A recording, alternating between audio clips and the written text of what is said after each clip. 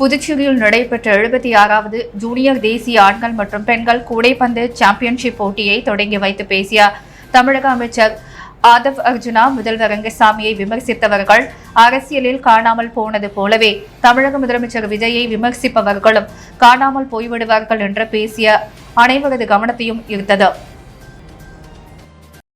இந்திய கூடைப்பந்து சம்மேளனம், புதுச்சேரி விளையாட்டு மேம்பாட்டு ஆணையம், புதுச்சேரி ஒலிம்பிக் சங்கம் ஆகியவற்றுடன் இணைந்து புதுச்சேரி கூடைப்பந்து சங்கம் சார்பில் 76வது ஜூனியர் தேசிய ஆண்கள் மற்றும் பெண்கள் கூடைப்பந்து சாம்பியன்ஷிப் போட்டிகள் இன்று மாலை தொடங்கின. புதுச்சேரி உப்பளம் ராஜீவ்காந்தி உள்விளையாட்டு அரங்கில் நடைபெற்ற தொடக்க விழாவில் புதுச்சேரி முதல்வர் ரங்கசாமி, இந்திய கூடைப்பந்து சம்மேளன தலைவரும் தமிழக அமைச்சருமான ஆதவ் அர்ஜுனா உள்ளிட்டோர் கலந்து கொண்டு போட்டிகளை தொடங்கி வைத்தனர். நிகழ்ச்சியில் தற்காலிக சட்டப்பேரவை தலைவர், சட்டமன்ற உறுப்பினர் அன்பழகன், சட்டமன்ற உறுப்பினர்கள், புதுச்சேரி கூடைப்பந்து சங்க தலைவர் ரான்சன் தாமஸ், துணைத் தலைவர் முகுந்தன் உள்ளிட்ட பலரும் பங்கேற்றனர். இந்த தேசிய அளவிலான சாம்பியன்ஷிப் போட்டியில் நாடு முழுவதும் உள்ள 30 மாநிலங்களைச் சேர்ந்த 30 ஆண்கள் அணிகளும் 27 பெண்கள் அணிகளும் கலந்து கொண்டுள்ளன. 800க்கும் மேற்பட்ட வீர வீராங்கனைகள் பங்கேற்று விளையாடும் இந்த போட்டியின் இறுதிப் போட்டி வரும் 29ஆம் தேதி நடைபெற உள்ளது. விழாவில் பேசிய அமைச்சர் ஆதவ் அர்ஜுனா, விளையாட்டு வீரர்கள் நேரத்தை சரியாக பயன்படுத்திக் கொள்ள வேண்டும். பணம், செல்வத்தை விட நேரமே மனிதனுக்கு மிகப்பெரிய வளத்தை அளிக்கிறது. விளையாட்டு வீரர்கள் தெளிவான இலக்குடன், தொலைநோக்கு பார்வையுடன் செயல்பட வேண்டும் என்றார். மேலும் அவர் கூறுகையில், புதுச்சேரி முதல்வர் ரங்கசாமி ஒரு விளையாட்டு வீரராக இருந்து மக்களுக்காக பணியாற்றி வருகிறார். அதேபோல் எங்கள் முதலமைச்சர் விஜய் விளையாட்டை மிகவும் நேசிக்கக்கூடியவர்.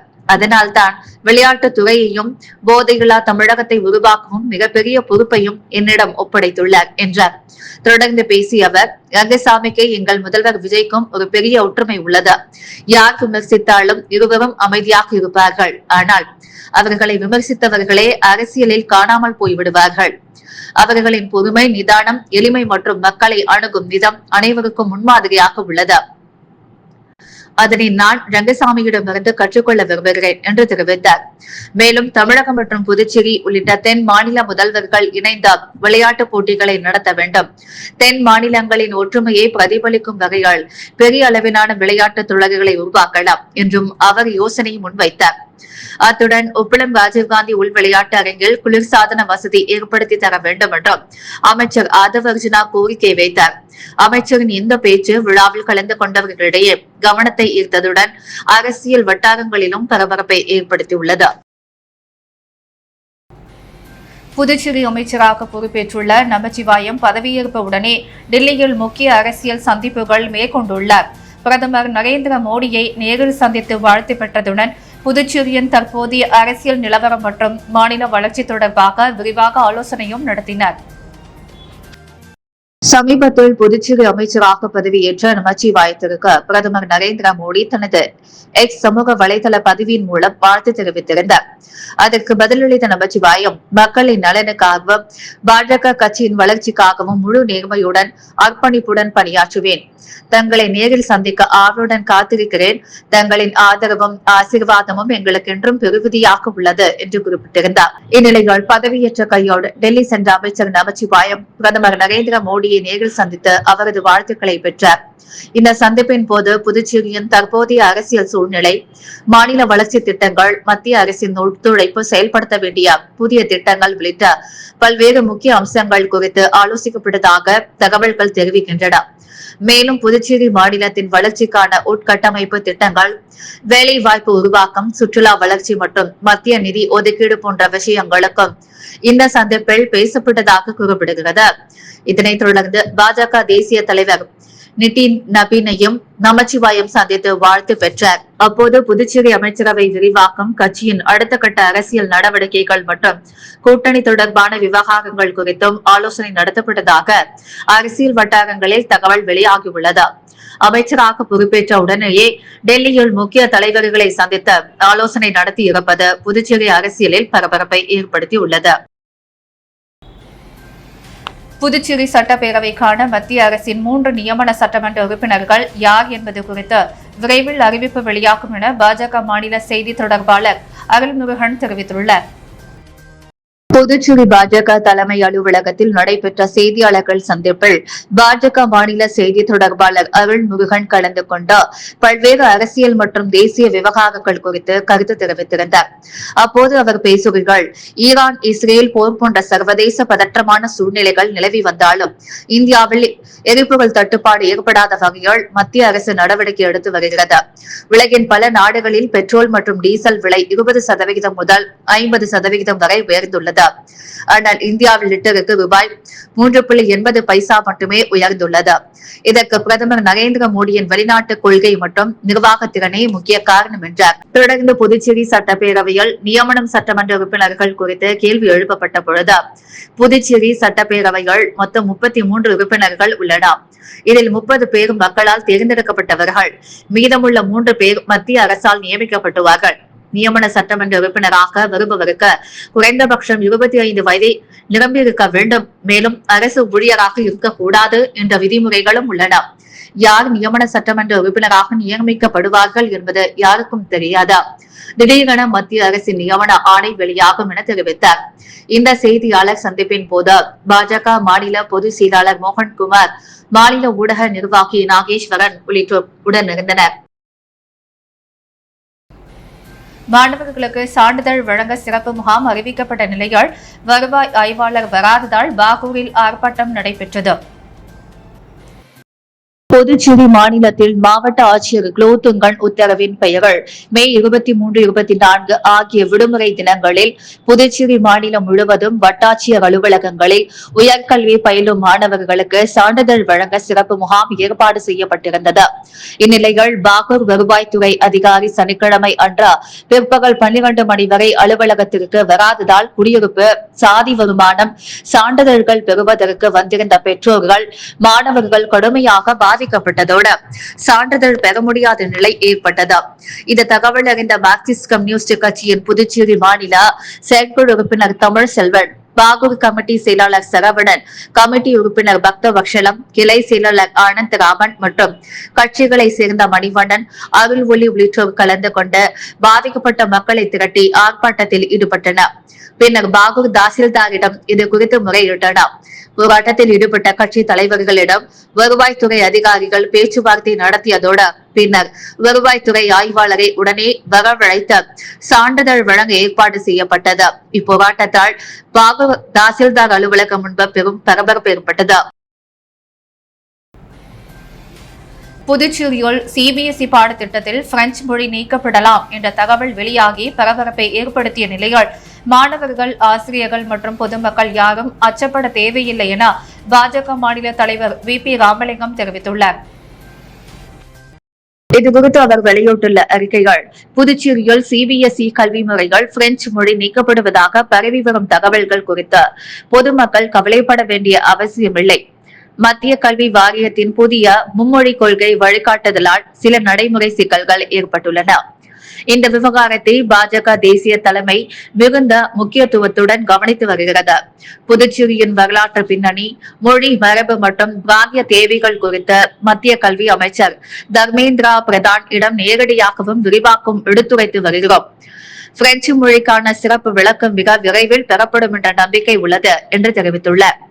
மேலும் தமிழ், தெலுங்கு, மலையாளம் போன்ற பிராந்திய மொழிகளுடன் பிரெஞ்சு மொழியும் புதுச்சேரியின் கல்வி மற்றும் பண்பாட்டு அடையாளத்தின் ஒரு பகுதியாக தொடர்ந்து நீடிக்கும் வகையில் தேசிய ஜனநாயக கூட்டணி அரசு நடவடிக்கை எடுக்கும் என்றும் அவர் கூறியுள்ளார். அதேபோல் 1956 மற்றும் 1962 ஆண்டுகளில் புதுச்சேரி இந்திய யூனியனுடன் இணைக்கப்பட்டதோடு செய்யப்பட்ட ஒப்பந்தங்களில் உள்ள உரிமைகள் மற்றும் மொழி சார்ந்த பாதுகாப்புகள் காக்கப்படும் என்று அவர் உறுதியளித்துள்ளார். இந்த விவகாரத்தில் பொதுமக்களிடம் குழப்பத்தை ஏற்படுத்தி அரசியல் ஆதாயம் தேடும் நோக்கில் எதிர்க்கட்சிகள் பொய்யான பிரச்சாரங்களை மேற்கொண்டு வருகின்றனர் என்றும் வதந்திகளை மக்கள் நம்ப வேண்டாம் என்றும் வி.பி. ராமலிங்கம் கேட்டுக் கொண்டுள்ளார். பிரெஞ்சு மொழி நீக்கப்படும் என்ற சர்ச்சைக்கு மத்தியில் பாஜக மாநில தலைவர் வெளியிட்டுள்ள இந்த விளக்கம் மாணவர்கள் மற்றும் பெற்றோர்களிடையே ஒரு அளவு நிம்மதியை ஏற்படுத்தியுள்ளது. மீனவர்களுடன் இந்திய கடற்படை, கடலோர பாதுகாப்பு போலீஸ் மற்றும் மீனவளத்துறை இணைந்த சமூக கலந்துரையாடல் கூட்டத்தை நடத்தினர். புதுச்சேரி கடலோர பகுதி இந்திய கடற்படை, கடலோர பாதுகாப்பு போலீஸ் மற்றும் மீன்வளத்துறை ஆகியவை இணைந்த கடலோர பாதுகாப்பு மற்றும் மீனவர்களின் பாதுகாப்பு விழிப்புணர்வை வலுப்படுத்தும் நோக்கில் கடலோர கிராமங்களை சேர்ந்த மீனவர்கள், பஞ்சாயத்து பிரதிநிதிகள் மற்றும் விசைப்படகு உரிமையாளர்களுடனான சிறப்பு கலந்துரையாடல் கூட்டத்தை நடத்தினர். இந்த கூட்டத்தில் இந்திய கடற்படை தள கமாண்டர் மோகன், கடலோர பாதுகாப்பு காவல் கண்காணிப்பாளர் தனசேகரன், மீன்வளத்துறை இயக்குநர் முகமது இஸ்மாயில் மற்றும் கடலோர காவல் நிலைய ஆய்வாளர் தியாகராஜன் உள்ளிட்டோர் கலந்து கொண்ட கடல்சார் பாதுகாப்பு தொடர்பான பல்வேறு அம்சங்களை விளக்கினர். மேலும் கடலோர கிராமங்களை சேர்ந்த மீன்வள பிரதிநிதிகள், பஞ்சாயத்து தலைவர்கள் மற்றும் விசைப்படகு உரிமையாளர்கள் பெருமளவில் பங்கேற்று தங்களது கருத்துக்களை மற்றும் கோரிக்கைகளை அதிகாரிகளிடம் முன்வைத்தனர். கூட்டத்தின் போது நாட்டின் கடலோர பாதுகாப்பை பலப்படுத்தும் நோக்கில் உள்ளூர் மீனவ சமூகத்தின் பங்களிப்பு மிகவும் அவசியமானது என அதிகாரிகள் வலியுறுத்தினர். கடலோர பகுதிகளில் சந்தேகத்துக்கிடமான நபர்கள் அல்லது படகுகளின் நடமாட்டம் இருந்தால் உடனடியாக காவல்துறை மற்றும் கடற்படைக்கு தகவல் தெரிவிக்க வேண்டும் என அறிவுறுத்தப்பட்டது. மேலும் கடல் வழியாக நடைபெறும் சட்டவிரோத கடத்தல்கள், தீவிரவாத அச்சுறுத்தல்கள் மற்றும் பாதுகாப்பு சவால்களை தடுப்பதில் மீனவர்கள் முக்கிய கண்காணிப்பு பங்காற்ற முடியும் என்று அதிகாரிகள் தெரிவித்தனர். இதற்காக கடலோர கண்காணிப்பு தொடர்பான விழிப்புணர்வு மற்றும் தகவல் பரிமாற்ற முறைகள் குறித்த விளக்கம் கூட்டம் நடத்தப்பட்டது.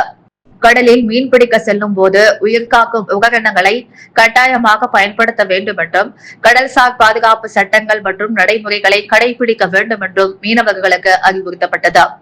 இயற்கை சீற்றங்கள், புயல் எச்சரிக்கைகள் அல்லது கடலில் ஏற்படும் அவசர விபத்துகள் நேரத்தில் எவ்வாறு செயல்பட வேண்டும் என்பது குறித்தும் பயிற்சி மற்றும் ஆலோசனைகள் வழங்கப்பட்டன. மேலும் கடல்சார் இயற்கை வளங்களை பாதுகாப்பது, கடல் மாசுபாட்டை தடுப்பது மற்றும் வருங்கால தலைமுறைக்காக கடல் வளங்களை நிலைத்தன்மையுடன் பாதுகாப்பது குறித்த விழிப்புணர்வு ஏற்படுத்தப்பட்டது. மீனவர்களின் வாழ்வாதார மேம்பாட்டை கருத்தில் கொண்ட புதிய தொழில்நுட்பங்கள், திறன் மேம்பாட்டு பயிற்சிகள் மற்றும் மாற்று வேலை வாய்ப்புகள் குறித்தும் கலந்து ஆலோசிக்கப்பட்டது. இந்திய கடற்படையில் உள்ள வேலை வாய்ப்புகள், குறிப்பாக இளைஞர்களுக்கான அக்னி வீரர் திட்டம் மற்றும் அதிகாரிகள் சேர்க்கை வாய்ப்புகள் பற்றிய விழிப்புணர்வும் மீனவ கிராம இளைஞர்களுக்கு வழங்கப்பட்டது. இந்திய கடற்படை, கடலோர பாதுகாப்பு போலீஸ், மீன்வளத்துறை மற்றும் மீனவ சமூகத்திற்கிடையே ஒத்துழைப்பை வலுப்படுத்தும் இந்த கூட்டம் நாட்டின் கடலோர பாதுகாப்பு மற்றும் மீனவர்களின் பாதுகாப்பை உறுதி செய்வதில் முக்கியமான முன்னெடுப்பாக பார்க்கப்படுகிறது. புதுச்சேரி சமூக வலைதளமான இன்ஸ்டாகிராம் மூலம் புதுச்சேரியை சேர்ந்த பெண்ணுக்கு தொடர்ந்து பாலியல் தொல்லை கொடுத்த மன உளைச்சலுக்கு ஆளாக்கிய திண்டுக்கல்லைச் சேர்ந்த கல்லூரி மாணவரை புதுச்சேரி சைபர் கிரைம் போலீசார் கைது செய்து சிறையில் அடைத்துள்ளனர். புதுச்சேரியை சேர்ந்த பெண் ஒருவர் கடந்த 6ஆம் தேதி புதுச்சேரி சைபர் கிரைம் போலீசில் புகார் அளித்தார்.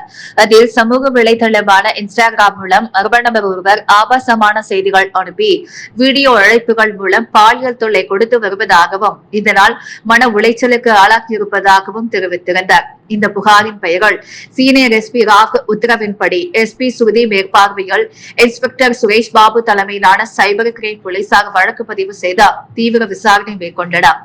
விசாரணைகள் போலி அடையாளத்துடன் உருவாக்கப்பட்ட இன்ஸ்டாகிராம் கணக்கின் மூலம் புதுச்சேரி பெண்ணுக்கு ஆபாசமான படங்கள் அனுப்பி வீடியோ கால் மூலம் பாலியல் தொந்தரவு கொடுத்தது தமிழ்நாடு மாநிலம் திண்டுக்கல் பகுதியை சேர்ந்த கல்லூரி மாணவர் அருண் என்பது தெரியவந்தது. இதையடுத்து தனிப்படை போலீசார் திண்டுக்கல்லுக்கு சென்று அருணை கைது செய்தனர். அவரிடமிருந்து 7 மொபைல் போன்கள் மற்றும் பல சிம் கார்டுகள் பறிமுதல் செய்யப்பட்டன. பின்னர் அவரை புதுச்சேரி அழைத்து வந்த நீதிமன்றத்தில் ஆஜர்படுத்தி காலாப்பட்டு மத்திய சிறையில் அடைத்தனர். புகார் அளிக்கப்பட்ட 20 நாட்களுக்குள் குற்றவாளியை கண்டுபிடித்து கைது செய்த சைபர் கிரைம் போலீசார் சீனியர் எஸ்பி ராகவ் பாராட்டினர். இதுகுறித்து போலீஸ் தரப்பில் தெரிவிக்கப்படுகைகள், சமூக வலைதளங்களில் பயன்படுத்தி பெண்களுக்கு எதிரான நடைபெறும் குற்றச் செயல்களுக்கு புதுச்சேரி சைபர் கிரைம் போலீசார் கடுமையான மற்றும் துரிதமான நடவடிக்கைகள் மேற்கொண்டு வருகின்றன. போலி சமூக வலைதள கணக்குகள் உருவாக்குதல், பெண்களுக்கு ஆபாசமான செய்திகள் மற்றும் படங்களை அனுப்புதல், மிரட்டல் விடுத்தல் போன்ற செயல்களில் ஈடுபடுவோருக்கு எதிராக சட்டப்படி கடுமையான நடவடிக்கை எடுக்கப்படும் என எச்சரிக்கப்பட்டுள்ளது.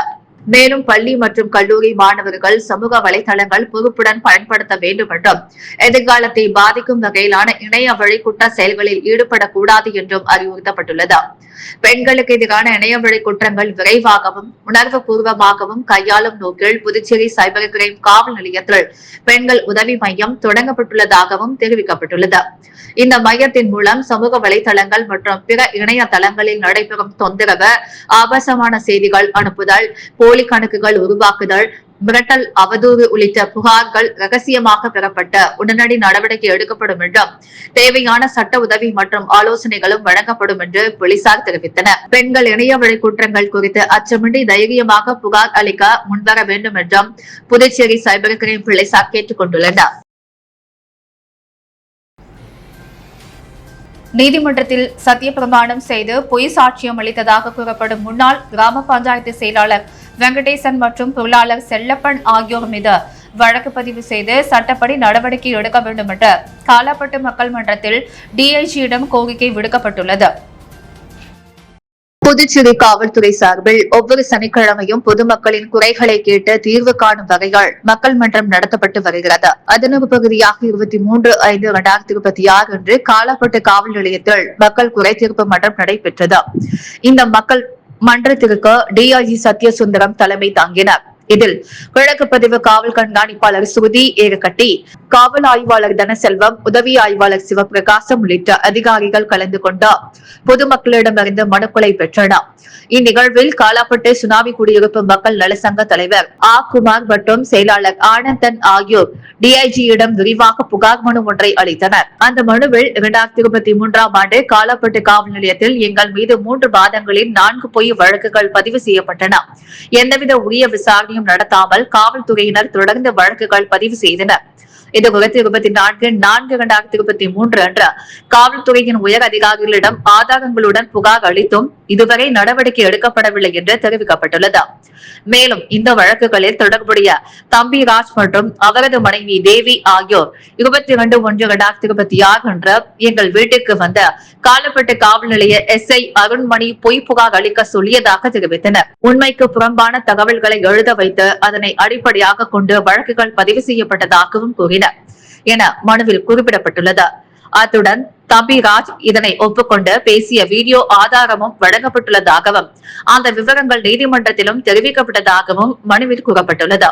இந்த வழக்குகளை விசாரித்த புதுச்சேரி குற்றவியல் நீதிமன்றம் கடந்த 6/2/2026 அன்று வழங்கிய தீர்ப்பில் குற்றச்சாட்டுகள் நிரூபிக்கப்படாததால் சம்பந்தப்பட்டவர்களை 3 வழக்குகளில் இருந்தும் விடுதலை செய்ததாகவும் மனுவில் தெரிவிக்கப்பட்டுள்ளது. இதனால் பொய் வழக்குகள் தொடர்பாக ஏற்கனவே அளிக்கப்பட்ட புகாரை மீண்டும் விசாரித்து நடவடிக்கை எடுக்க வேண்டும். மேலும் நீதிமன்றத்தில் சத்திய பிரமாணமும் செய்து பொய் சாட்சியம் அளித்ததாக கூறப்படும் முன்னாள் கிராம பஞ்சாயத்து செயலாளர் சுல்லான் என்கிற வெங்கடேசன் மற்றும் பொருளாளர் செல்லப்பன் ஆகியோர் மீது வழக்கு பதிவு செய்து சட்டப்படி நடவடிக்கை எடுக்க வேண்டும் என்றும் கோரிக்கை விடுக்கப்பட்டுள்ளது. புகார் மனுவை பெற்றுக் கொண்ட டிஐஜி சத்யசுந்தரம் உரிய விசாரணை நடத்தி தேவையான நடவடிக்கை எடுக்கப்படும் என்று உறுதியளித்ததாக கூறப்படுகிறது. புதுச்சேரி மாநிலத்தில் நியமன சட்டமன்ற உறுப்பினர் பதவிகள் தொடர்ந்து ஒரே கட்சியை சார்ந்தவர்களுக்கு மட்டுமே வழங்கப்படுவது ஜனநாயகத்தின் மீது நம்பிக்கை இழக்க செய்கிறது என புதுச்சேரி பிரதேச மாணவர்கள் கூட்டமைப்பு மற்றும் தேசிய மக்கள் முன்னணியின் நிறுவன தலைவர் சு. சுவாமிநாதன் குற்றம் சாட்டியுள்ளார். புதுச்சேரி தலைமை தபால் நிலையம் மூலம் ஒன்றிய உள்துறை அமைச்சருக்கு கடிதம் அனுப்பிய பின் செய்தியாளர்களிடம் பேசிய அவர், பொதுமக்களிடையே எழும் சந்தேகத்தை போக்க வேண்டிய பொறுப்பு ஒன்றிய அரசுக்கு உள்ளது. வேறு யாரும் கோரிக்கை வைக்கவில்லை என்ற ஒற்றை காரணத்திற்காக ஒரே கட்சி மட்டும் பதவிகள் செல்வதே ஏற்புடையதா என கேள்வி எழுப்பினார். நியமன சட்டமன்ற உறுப்பினர் பதவிக்கு என்ன தகுதிகள் பார்க்கப்படுகின்றன? இதற்கான வெளிப்படையான வழிகாட்டுதல்கள் உள்ளதா? தகுதியுள்ள பொதுமக்கள், சமூக சேவகர்கள், பிற கட்சியினர் இந்த பதவிக்கு விண்ணப்பிக்கும் நடைமுறை அறிவிக்கப்பட்டுள்ளதா? இல்லையெனில் ஏன்? கடந்த 10 ஆண்டுகளில் நியமனம் செய்யப்பட்டவர்கள் யார்? அவர்கள் எந்த அடிப்படையில் தேர்வு செய்யப்படுவார்கள் என்ற பட்டியலை ஒன்றிய அரசு வெளியிடுமா? என்னை போல் வேறு யாராலும் கோரிக்கை வைத்துள்ளன, அவை ஏன் நிராகரிக்கப்பட்டன? இந்த பதவியை பெற அனைத்து தகுதியும் எனக்கு உள்ளது என்ற அடிப்படையில் நான் கோரிக்கை வைத்துள்ளேன். இது எனக்கான கோரிக்கை மட்டுமல்ல, புதுச்சேரி மக்களின் பிரதிநிதித்துவம் அனைத்து தரப்புக்கும் கிடைக்க வேண்டும் என்ற ஜனநாயக கோரிக்கை என்றார் சுவாமிநாதன். நியமன உறுப்பினர் பதவிகள் யூனியன் பிரதேசத்தின் கலை, இலக்கியம், அறிவியல், சமூக சேவை துறைகளில் சிறந்தவர்களுக்கு வழங்கப்பட வேண்டும் என்பது சட்டத்தின் நோக்கம். அதை அரசியல் நியமனமாக மாற்றுவது சட்டத்தின் நோக்கத்திற்கு எதிரானது எனவும் அவர் சுட்டிக்காட்டினார். ஒன்றிய உள்துறை அமைச்சகம் இதற்கு உடனடியாக விளக்கம் அளிக்க வேண்டும் என்றும் தேர்வு முறைகள் வெளிப்படைத்தன்மையை கொண்டுவர வேண்டும் என்றும் அவர் வலியுறுத்தினார். பிளாக் திரைப்பட குழுவினர் புதுச்சேரி முதலமைச்சர் ரங்கசாமியை சட்டப்பேரவையில் சந்தித்து வாழ்த்து பெற்றனர். பிளாக் திரைப்பட தயாரிப்பாளர் வைரம் பிரகாஷ் மற்றும் திரைப்பட குழுவினர், புதுச்சேரி மாநில மனித உரிமைகள் கழக தலைவர் தனாலன் ஆகியோர் புதுச்சேரி மாநில முதலமைச்சர் ரங்கசாமியை சட்டப்பேரவையில் சந்தித்தனர். தேசிய கொடியின் முக்கியத்துவத்தை நாட்டு மக்களுக்கு உணர்த்தும் வகையில் முக்கியமாக பள்ளி குழந்தைகளின் மனதில் இந்த நாட்டின் தேசிய கொடியை வலிமையாக கொண்டு சேர்ப்பதற்கு இப்படம் மிகப்பெரிய பங்காற்றும். தேசிய கொடி தயாரிக்கும் முதியவரின் பேரன் இந்தியா கேட்டில் ஏற்படும் தேசிய கொடியை பார்ப்பதற்காக ஆர்வத்துடன் வீட்டை விட்டு கிளம்பி மொழி தெரியாமல் பல மாநிலங்களில் அலைந்து திரிந்தார். இறுதியில் தேசிய கொடியை பார்த்து மகிழ்வது இத்திரைப்படத்தின் கதை சுருக்கமாகும். இத்திரைப்படம் ஆகஸ்ட் 15 அன்று வெளியாக உள்ளது. இப்படத்தை திரைகள் வெளியிடுவதற்கு முன்பாக ஒவ்வொரு மாநில முதலமைச்சரையும் நேரில் சென்று சந்தித்து இந்த திரைப்படத்தின் காட்சிகளை காண்பித்து திரைப்பட வெளியீட்டு முகப்பு அட்டைகள் மாநில முதலமைச்சர்களின் கையெழுத்து இடம்பெற நாடு முழுவதும் திரைப்பட குழுவினர் சுற்றுப்பயணம் செய்து முதலமைச்சர்களை சந்தித்து வருகின்றனர். இன்று புதுச்சேரி மாநில முதலமைச்சர் ரங்கசாமியை சந்தித்து திரைப்பட காட்சிகளை காண்பித்து அவர்களிடம் வாழ்த்து பெற்றுக் கொண்ட திரைப்படத்தின் முகப்பை அட்டைகள் கையொப்பம் பெற்ற திரைப்பட குழுவினர் புதுச்சேரி முதல்வருக்கு பூங்கொத்து கொடுத்து சால்வை அணிவித்து வாழ்த்துக்களை தெரிவித்தனர். கூடுதல் ரயில் இயக்க வலியுறுத்தி மத்திய ரயில்வே இணை அமைச்சர் புதுச்சேரி காமராஜர் நகர தொகுதி சட்டமன்ற உறுப்பினர் ஜோ சார்லஸ் மார்டினை சந்தித்து பேசினார். மத்திய ரயில்வே மற்றும் நீர்வளத்துறை இணை அமைச்சர் வீரண்ணா சோமண்ணாவை லட்சிய ஜனநாயக கட்சியின் தலைவரும் காமராஜர் நகர தொகுதியின் சட்டமன்ற உறுப்பினருமான ஜோ சார்லஸ் மார்டின் மரியாதை நிமித்தமாக பூங்கொத்து கொடுத்து சந்தித்து பேசினார். அப்போது புதுச்சேரிக்கு நாட்டின் பல்வேறு பகுதிகளிலிருந்தும் கூடுதல் ரயில்களை இயக்கவும் குடிநீர் மற்றும் வடிகால் அமைப்புகளை மேம்படுத்துவதற்கான வசதிகளை செய்து தரும்படி கோரிக்கை வைத்தார். தொடர்ந்து புதுச்சேரியின் வளர்ச்சி திட்ட புத்தகம் வழங்கினார். அன்றாட செய்திகளை உடனுக்குடன் தெரிந்து கொள்ள பாண்டி ஹெட்லைன்ஸ் சேனலுக்கு சப்ஸ்கிரைப் செய்து கொள்ளுங்கள்.